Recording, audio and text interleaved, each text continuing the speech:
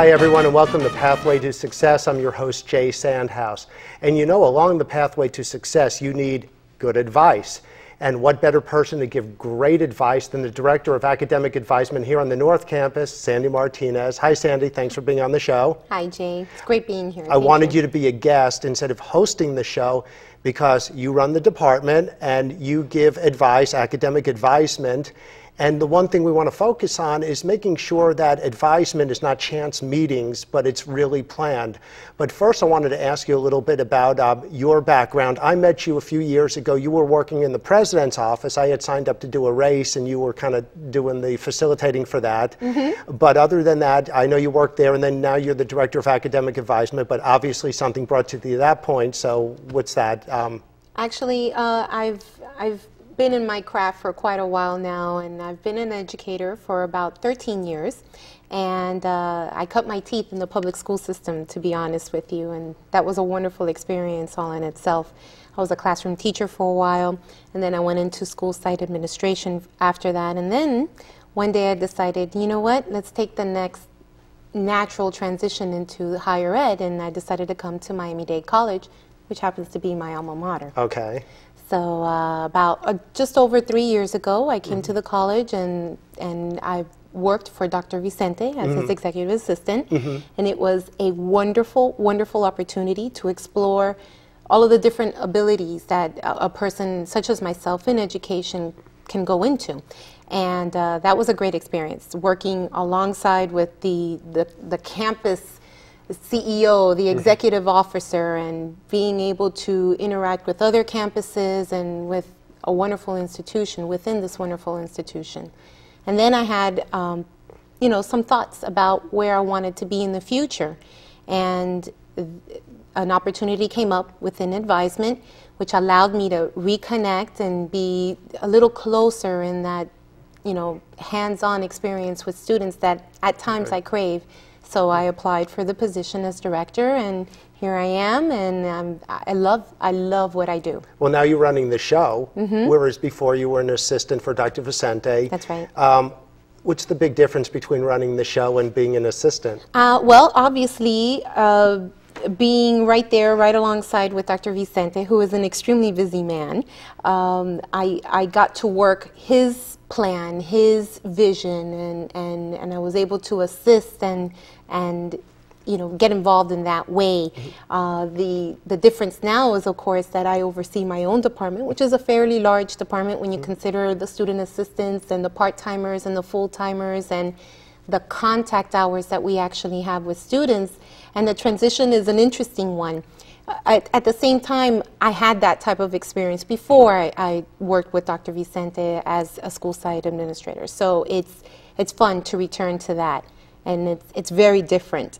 Whereas I was working someone else's calendar or someone else's, you know, goals for the day, for the week, or the month. Whereas now it's my departmental goals. You think you're putting in more hours now or before?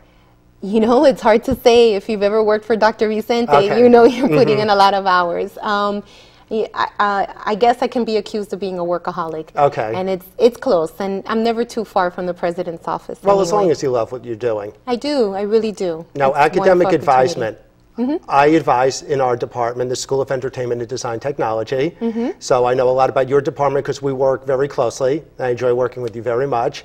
But what exactly does academic advisement do? Well, as the part that your favorite part is working with the students, and that's what we get to do as well. With academic advisement, we actually take off where the New Student Center left off.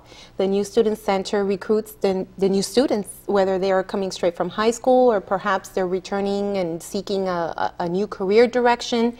And after their first semester, that's when they come to academic advisement.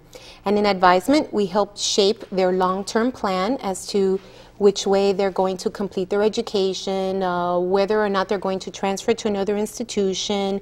We help them with graduation preparation, test score interpretation, and it's really nice because it allows you an opportunity to create a plan and see it from beginning to end. Well, then, in an effort for our viewers to understand exactly what your department does, because it's a really busy department also, by the way, and you have a lot of people working in there, The best way, I think, to handle this between us is let's start from the beginning. I'm a brand new student, and I'm in high school. I'm exploring my options, and I decided I want to come to Miami-Dade College. And of course, someone says, "Oh, you should just go to the campus, check it out." They just show up in the North Campus, okay, and they go over maybe to that security desk there and says, "I am here for the first time. What do I do?" What do they do? Well, one of the first things we have to assess is whether or not this is their first semester ever at any college or any higher education institution. Okay, let's assume for this discussion that it is. Okay, if it is, then they go over to the New Student Center, in which we have staff, their advisors as well, that help the student identify which pathway they're going to pursue. Now, the New Student Center, are they under your umbrella, or is it a separate department? It's actually a separate department. Their department is considered more along the lines of recruitment, that side of the umbrella for student services. Whereas my department is more about the retention and the transition, whether it's transition into the workforce or transition into another educational institution to pursue a bachelor's or beyond. Okay.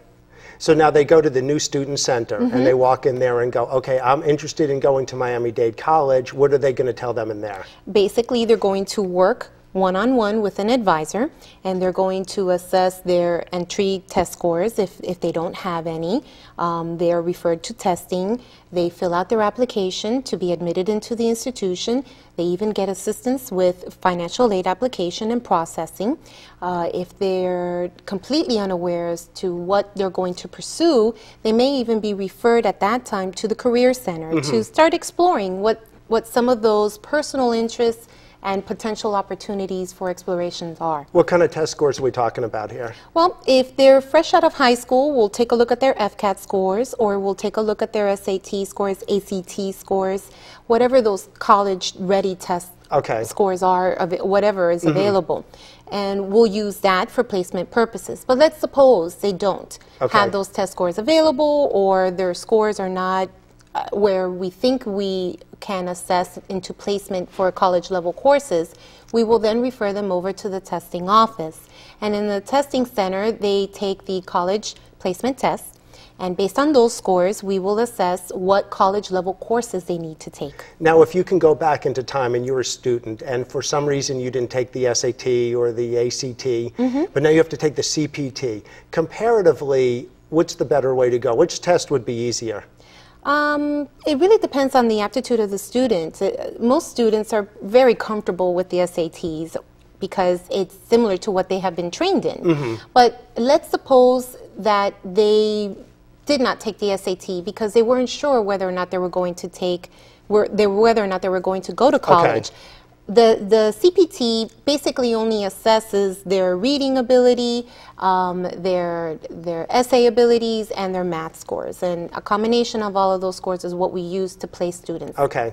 Because it seems to me when a student comes in and they haven't taken any tests and then they have to go take the CPT, it's like throwing them into the lion's den. It's like they just have to take it right away. But actually, we talk to students and we make sure that they're ready.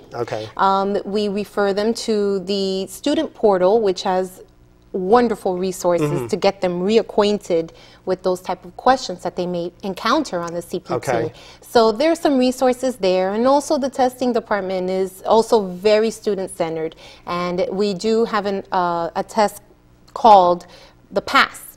And that PASS is very similar to what they would experience on the actual CPT.